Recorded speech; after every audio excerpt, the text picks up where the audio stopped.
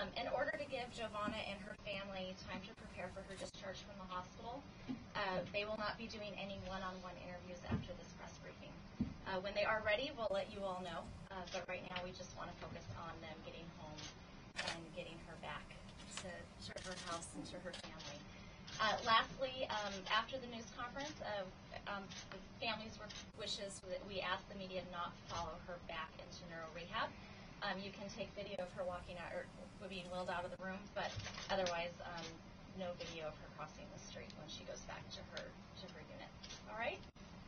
Any questions? Thank you all so much for attending, and I'll pass it over to Dr. Christina Kwasnika. Hi, I'm Dr. Christina Kwasnika. I'm the Medical Director of Neurorehabilitation Services here at Barrow Neurological Institute. On behalf of the medical staff here at Barrow Neurological Institute, welcome. We are very excited because we are one day away from the discharge of Giovanna, and she'll be going back home and continuing her rehabilitation care in a program here for outpatient therapy. I'm going to give you a little background, and then Dr. Bliss is going to talk about kind of her acute care and how she got here to Phoenix.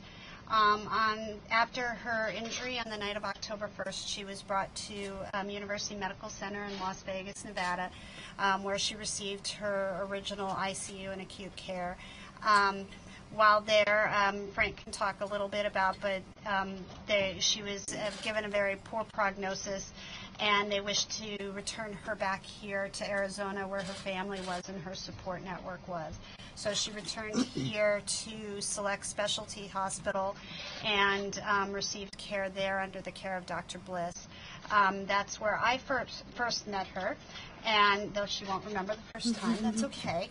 And then she transitioned to the rehab services. So I'm going to let Dr. Bliss first talk about her acute management at Select Specialty Hospital. Thank you, Dr. Kwasnika. I'm Dr. Lindley Bliss. I'm one of the internal medicine hospitalists here at Select Specialty, as well as the BNI, who takes care of the adult medical care issues as they come in. I first learned about Giovanna's story on October 19th. I happened to be on call that day when our transfer staff at Select let me know we had a transfer coming from Las Vegas and asked me to reach out to the transferring facility and get some information. I learned about Giovanna's tragic shooting and the care she received in Las Vegas. The family was requesting to come closer to home for continued care, and the transferring doctors told me that the prognosis neurologically was considered pretty grim. We made arrangements, and later that night, for the first time, I met Giovanna on October 19th. And the thing I remember the most walking into her room the first time is Frank was there, her family was there, and everyone was there for Giovanna. When she arrived at Select Specialty, she was still in serious condition. She was on a breathing machine for all of her ventilation. She could not breathe on her own. She required continuous tube feeds and 2 powerful medications to control unstable blood pressure and unstable pulse. When we sat down on the first day and met, I talked with Frank about our goals at Select, which is a hospital where we work on ventilator weaning for specialty medications, that our goals are to try to get her free of these medications and to see neurologically what was going to happen next. Part of the benefit of being at Select is we have access to all the BNI rehab and the BNI physicians to review scans, and like Dr. Kwasnika to come over and assist with rehab. So we were going to work to see how far we could get Giovanna to progress. But I told them early, we just don't know. The injury was grave. Over the course of the first few weeks, Giovanna's made slow progress, but we all noticed early is she was more alert than we expected. There was language challenges, understanding challenges, but she was definitely awake. As we worked to try and wean her from the ventilator, Dr. Kwasnika was consulted to come assist us dealing with her language challenges, which made it difficult for her to participate in. As Giovanna continued to improve, she was able to work around this barrier and able to work with therapy. She got stronger. By the first part of November, ventilator with only a breathing tube in her neck to help with secretions and airway management, but she was breathing on her own 24/7. As therapy and progress continued, by the middle of the month, she was able to take a drink for the first time on November 14th from a cup. A few days later, taking her first bites. Giovanna was doing outstanding neurologically. Over the course of Select, her strength and her mobility continued to improve. She worked with therapy. Dr. Kwasnika helped guide us to really get her ready for BNI rehab. Thanksgiving came and went. Giovanna and her family were there, and she continued to really blossom. We were able to remove the breathing tube from her neck and get her ready for rehab. Then on November 30th, I was able to get the rehab set up with Dr. Kwasnica and transfer her to Acute rehab, where she's even progressed further. But the thing I remember most about Giovanna is she had family with her night and day, every step of the way. Their support and her hard work were just something that was truly memorable. And her progress from the day I first met her is nothing short of miraculous. Dr. Kwasnica?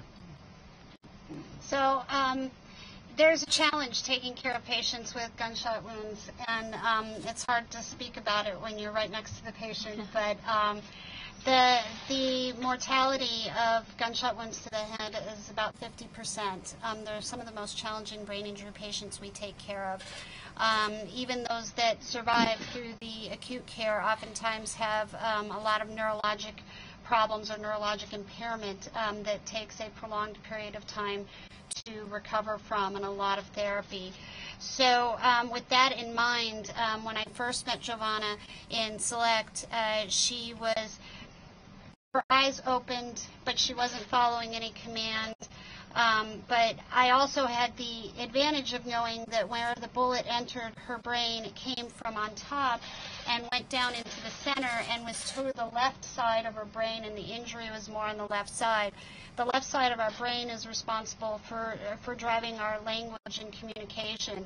So my thought was that she probably didn't understand what I was asking her to do, and that maybe I should come up with some other ways to get her engaged and following some commands for me.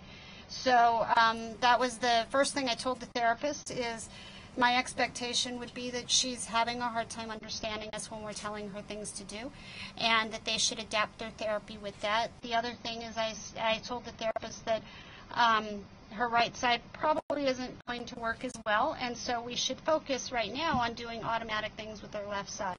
So the therapist took that to task, and the family took that and ran with it.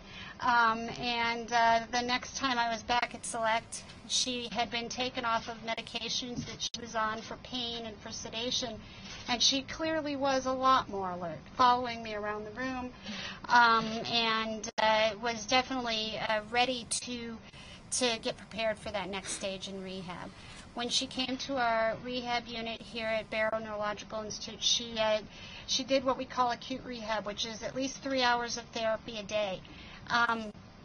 That's divided between physical therapy, getting up, getting out of bed, standing and transferring and walking, occupational therapy, which is not doing a job, but getting yourself dressed, feeding yourself, taking care of yourself, all the things that we don't really pay a lot of attention to in our daily life, but that Giovanna had to relearn how to do.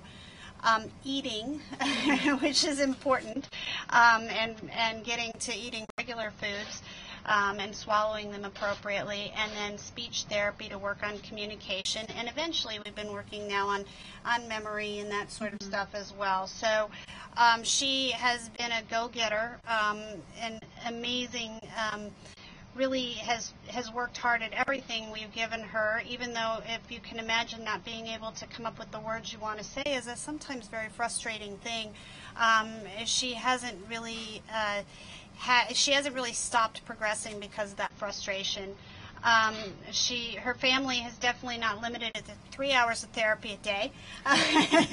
They are always doing everything we ask them to do, which means she gets lots of homework outside of therapy too. So we've been excited to watch her progress. If somebody had said to me when we entered rehab that my goal was always for her to go to our program called the Center for Transitional Neurorehabilitation. It's the highest level of rehab we offer here. It's about people becoming independent and returning back to their lives. And if somebody had said I would have succeeded in getting her to that goal, I would have told them there's just no way. It's really hard. Everything has to fall into place, and the patient has to be really incredibly hardworking. And Giovanna's going to do that. So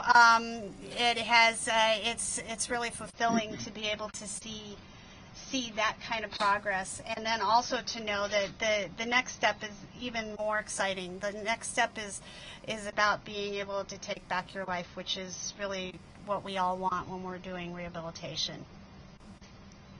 So, did I cover everything? Yeah. I'm going to let Frank speak a little bit about the journey, and then I guess we have a little video to show you as well. So, that night, we don't talk about that night very often, but these past few weeks, I'd say probably like about a week ago, Giovanna started asking about that night and started asking what happened. She wanted to see videos. I have tons of videos. So she wanted to see her progress, and that's the video she's talking about. But, I mean, it's been tough for everybody. Yeah. I remember the first time I told my son is when we got back to Phoenix, and I told him what happened to her. And he asked me, he said, well, Dad, is she going to be in a wheelchair the rest of her life? I said, I don't know, bud.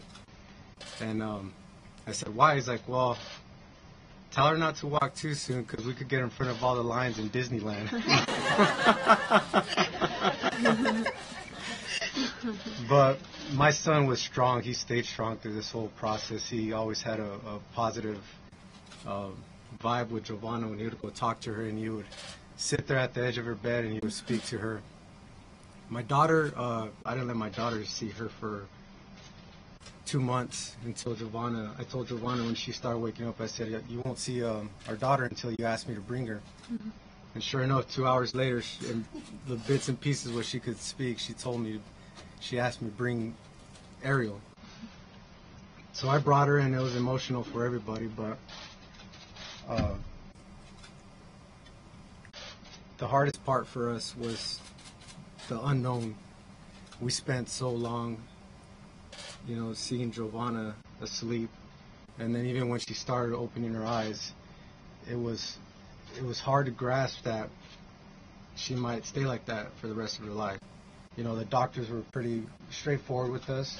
They gave us our options, and we decided to keep Giovanna alive. And it was something that we struggled with for a long time because we didn't know how she was going to end up. And, we would get so excited for little things, for her to hold my hand, or for her to just even, yell the first words. I say, God damn it. The first word she said was, God damn it.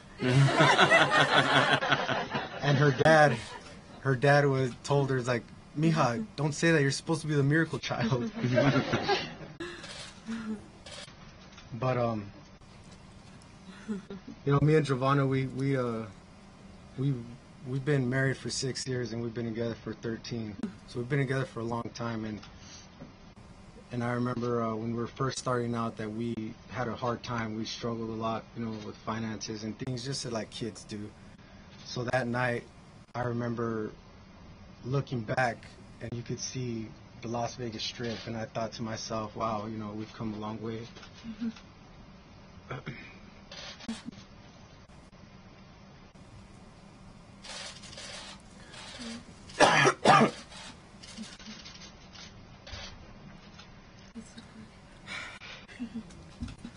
And how fortunate we were just to be there together, because I had just returned from a deployment, and I said, look back. I was like, look at the Strip. I mean, did you ever think we'd be somewhere like this? And she said no. But after everything happened, we got to UMC, where Giovanna was treated, and the doctors. I remember I spoke to 3 doctors there, and they all told me the same thing, that there was nothing they could do for Giovanna.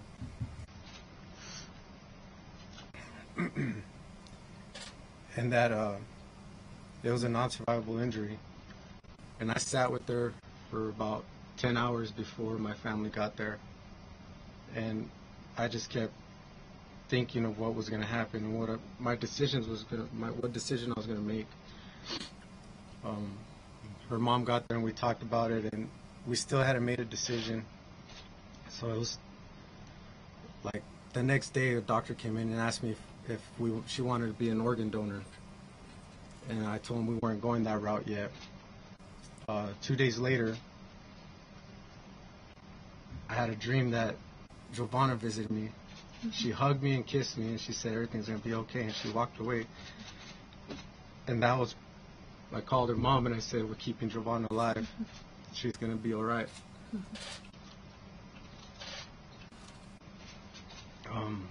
The things that I saw in Giovanna for her were she would open her eyes and she would try to look at us. She would try to do things we would ask her to do, but it was just a slow response. So when the doctors were in there, I think it was just, I don't know if they had their mind made up of what Giovanna was going to happen with her, and that's no fault on their own. They did a great job taking care of her and, you know, fulfilling the needs that we asked them to do. But, you know, medical science is, it's what it is. Her gunshot wound was severe. Her injury was severe. But we as a family, we left it in God's hands. Mm-hmm. And here she is. Yeah. Yep. But when we got here to Phoenix, the support, not only from the Las Vegas community, but here in Phoenix, was amazing. We never asked for anything. We never asked people for, you know, help. They just did it. You know, it was awesome. The love that we felt just made it that much easier. Me and Giovanna's parents could focus on Giovanna and not worry about, you know, the things that everyday life, people taking our kids to school, people bringing food to us, financially, people are taking care of us. It's more than we could ever hope for, and more than, I mean, we're so grateful. And I told Giovanna about everything, and she's like, how am I going to tell everybody thank you? So I think this is a good way to tell everybody. But I want to thank Select. They did a great job taking care of Giovanna, bringing her back. Barrows was just amazing. I mean, I'm not ready to go. I'd rather stay there. It's pretty cool. They bring free food and everything, but Giovanna's tired of it. Yeah. Las Vegas, the doctors over there, they're just great. I mean, they're pretty straightforward with everything that they thought was going to happen. Like I said, no fault on their own. It's just, and I remember one surgeon told me, he's like, you know, God's the true surgeon. He said he's the one that will make the decision on where Giovanna's going to be, and here she is. And I think you guys came to hear her talk. Yeah. So I'll pull Do it you up want to to you. do the video first? Yeah. Do the video? Yep. We got a video. Giovanna wanted to show you guys her progress. She was very picky about it. It took me like 2 days to make this, so I hope you guys like it.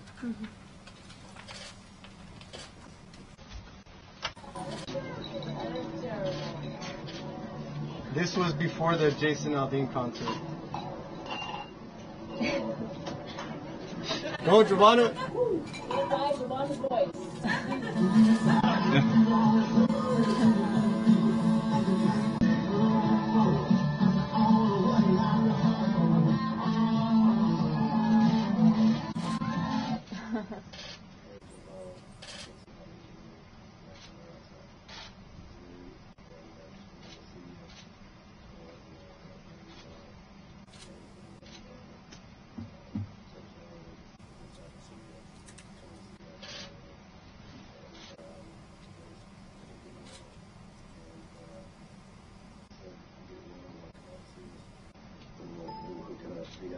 Style for sure, and it'll be a much better experience, I promise. So, hang in there.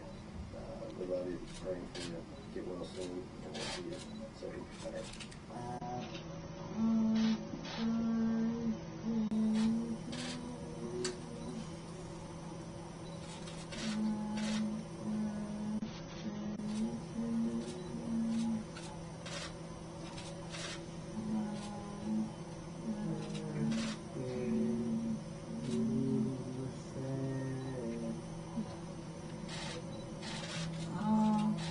So within a month, it's the very first day of work with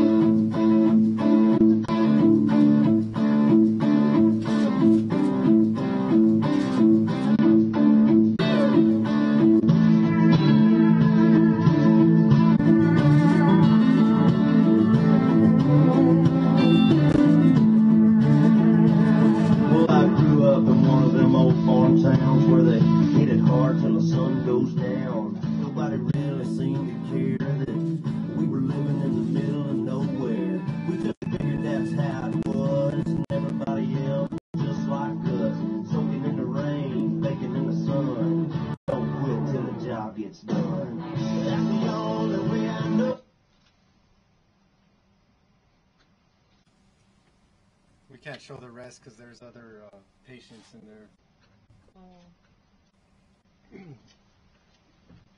So now, what you're all here to hear from, the person you're all here to hear from, Giovanna, she's written a couple of answers. I've got to ask the questions from you. Giovanna, can you tell everyone how you're feeling? I feel strong and positive. Plus, I get to boss my husband around.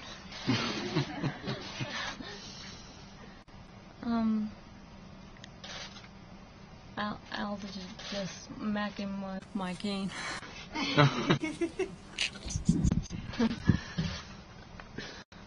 Can you share what kept you going and fighting during these hard weeks? My kids and my family. I will not quit on them, and I will not quit on myself. And Giovanna wrote a little something for you guys. On October 1st, a part of me changed that night. Even though I will not be the same old Giovanna, I will come back stronger. We will not let people like him win, and we will not live in fear. Thank you for all the love and support, and I got one last thing to say. Sí se puede. So Giovanna is going to be discharging from the hospital tomorrow, and then she's going to be starting at the Center for Transitional Neurorehabilitation next week. And if she thought this was hard, we're going to make it doubly hard on her. But that's okay because it's a hard work that gets you to where you want. So, and I know she can do it. I'd like to open the floor to questions for Frank and myself and Dr. Bliss. And please, again, no questions about the night of the incident. Dr. Bliss, what was the situation when you received Giovanna here from the... So when we received Giovanna, she was on a ventilator, a breathing machine, and though she had a tracheostomy tube, so she no longer had a tube down through her mouth. She would open her eyes, and she required medication through the IV, continuous medication, to keep her blood pressure and her pulse stable. And she was also on a couple different medicines to sedate her because when she would they felt irritated or in pain or something would happen, her blood pressure would go up and her heart rate would go up. So a couple of the medicines she was on were actually those that would sedate you to allow you to not react to your environment. Frank, I know you talked about the dream, but was there a part of her recovery? Was there a day? Was there something she did that you said, yeah, she really is going to make it? Not really a day, but throughout the 3 weeks that we're there in Vegas, we would ask her to squeeze our hand, and she would kind of do it in a delay. And then I remember one time me and her mom were sitting there, and we asked her, Giovanna, give us a thumbs up. And like 30-second delay, she would, with her shaky hand, just kind of lift her thumb up, but then it would go back down. The doctors would say that was more of a reflex from the body, but we didn't feel that. We felt like Giovanna was still there, so we felt like if she's fighting for us, we're going to fight for her. Frank, if it's okay with you, can you say that answer in Spanish? I don't know. So esta noche no es un día que hizo algo, pero una vez cuando andamos sentados ahí, yo y su mamá le dijimos a la Giovanna que se ponga la mano para arriba, y como 30 segundos pasó y sí los dio la mano, pero los doctores dijeron que no era la Giovanna, que más era el cuerpo que andaba haciendo eso, pero los otros sentíamos que era la Giovanna y todavía está ahí, so íbamos a pelear por ella. ¿Tú crees que por el apoyo de la familia es una de las razones por las cuales ella está aquí a tu lado? Pues yo le dije que sí. Frank, un poco es lo que dijiste también en inglés de este momento en el cual que tú viniste de salir y encontrar ese sueño, encontrarte con esa situación. recuperación y luchar por la vida de tu esposo. Cuando sí te dijeron de que la desconectaran y te dijeron no, todavía no, ¿no puedes hablar de eso? Muy cortamente para el español. Pues nomás ese día, cuando llegamos ahí que los dieron que no iba a vivir, yo sentí que no era tiempo para ella para que se muriera. Y cuando llegó su mamá, nosotros hablamos y juntos hicimos esa decisión que la íbamos a dejar que vivía.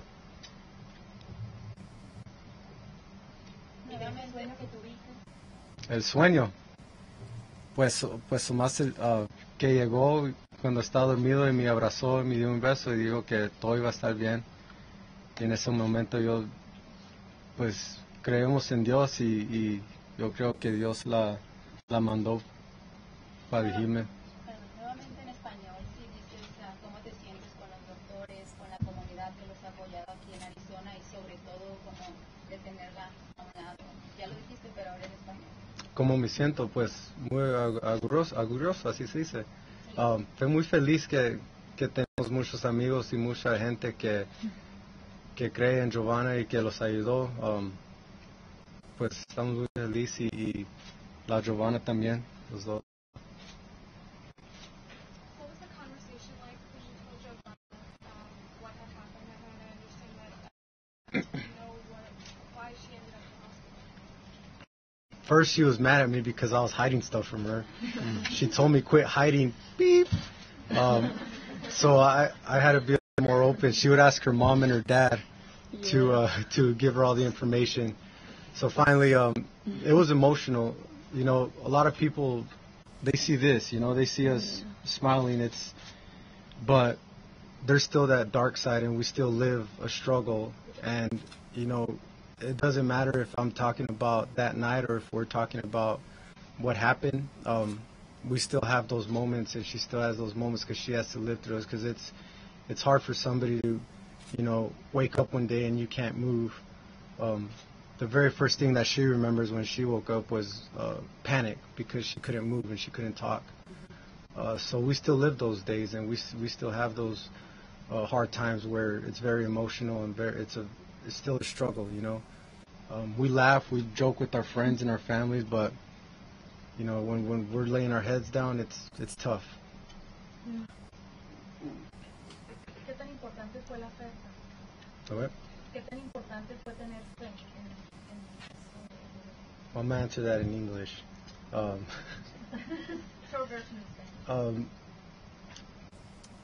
Muy importante porque sin la fe la hubiéramos dejado ir. And what she asked me was, well, how important is it to have faith and believe, you know, your beliefs? I told her that it's very important because without that, we would have let her go, and she wouldn't be here with us right now.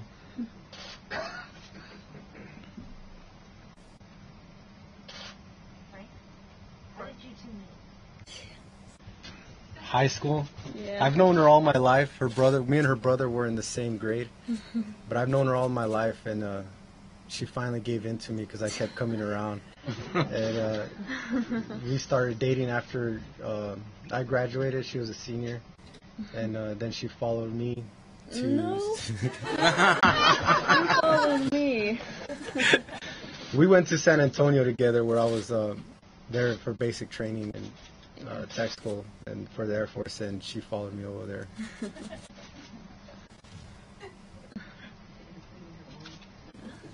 Frank, what are you guys going to do? First thing you guys are going to do when you get home? Go to Disneyland. Gotta tell your therapist about that. We just spend quality time with our kids. Yeah. They haven't had a structured home for the past 4 months, and I think it's important for us to get them back on track to some kind of normalcy. And really just lay down on our couch. Yeah. We bought this big old couch when we got home and a big old TV so we could watch movies, and we never got the opportunity. So that's the first thing we're going to do is lay on that couch and watch some movies. And you guys both have a big smile. Now, just one day away from leaving the hospital, what is this week like for you when you look back on that decision on whether or not to keep her on life support? I still get torn up by that night and all that month and all these months. I still get tore up about it. And she told me last night, she's like, you need to be strong, and I am. And she's like, quit being a baby about it. But we kind of haven't really touched that yet. We kind of just leave it there for now, and our main focus, me and her mom and her dad, are to get Giovanna better, and that's going to be our main focus for the next year, or however long it takes. So that's our promise to her, and her promise to us was that she wasn't going to give up.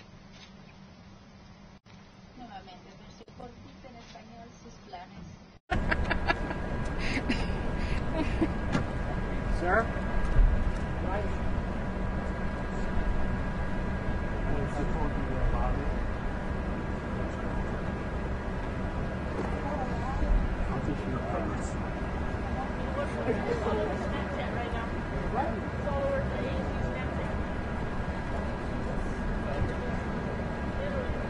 I'll send somebody over here. Thanks. Thank you. I appreciate that very much. Hey, anybody needs some drinks? Nice.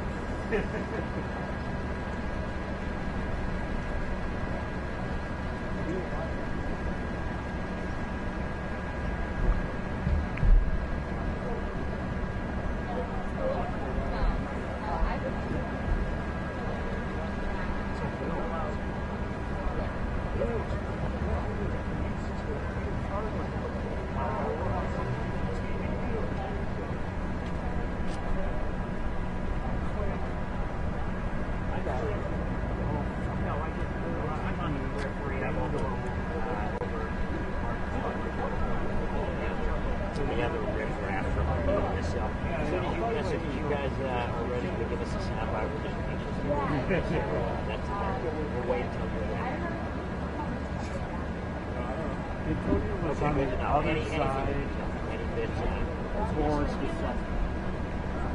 I ran into her over here and she said, okay. no, Now, do your thing.